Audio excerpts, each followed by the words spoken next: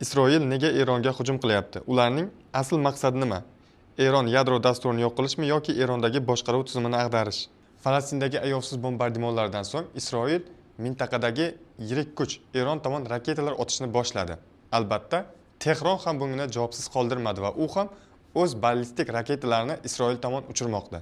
Isroil va Eron dushmanligi yangilik emas. 1979-yilda Eronda diniy hokimiyat o'rnatilgandan beri Tehron va Tel Aviv bir-biriga qarshi o'nlab operatsiyalar o'tkazdi. Biroq hozir keskinlik o'zining eng yuqori nuqtasiga chiqdi. Isroil bosh vaziri Netanyahu Isroilning zarbalaridan asosiy maqsad Eronning yadroviy dasturini falajlantirish ekanini aytmoqda. AQSh prezidenti Tramp ham xuddi shu gapni takrorlayapti. Ularning ta'kidlashicha, Eron o'z yadro qurolini yaratishga bir qadam qolgandi. Ya'ni Eron uranni 60% ga boyita olgan. Yadro quroli uchun esa 90% ga boyitilgan uran kerak.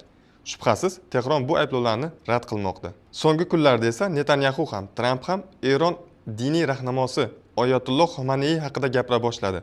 Ommaviy axborot vositalari AQSh Isroilga Oyatullohni o'ldirishga ruxsat bermayotgani haqida yozmoqda. Kechagina esa Tramp ular Oyatulloh qayerga yashiringanini bilishi, ammo hozircha uni o'ldirishmoqchi emasligini aytdi. Britaniya maxfiy razvedka xizmati Mi-6 ning sobiq rahbari Jon Soyersning BBC nashriga aytishicha, Isroilning hozirda asosiy maqsadi AQShni mojaroga tortish. Chunki Isroilda Eronning muhim yerosti yadroviy obyektlariga zarba berish salohiyati yo'q. Bunday qurollar faqat AQShda bor. Biroq amerikaliklar hali bir qarorga kelmagan, deydi sobiq agent.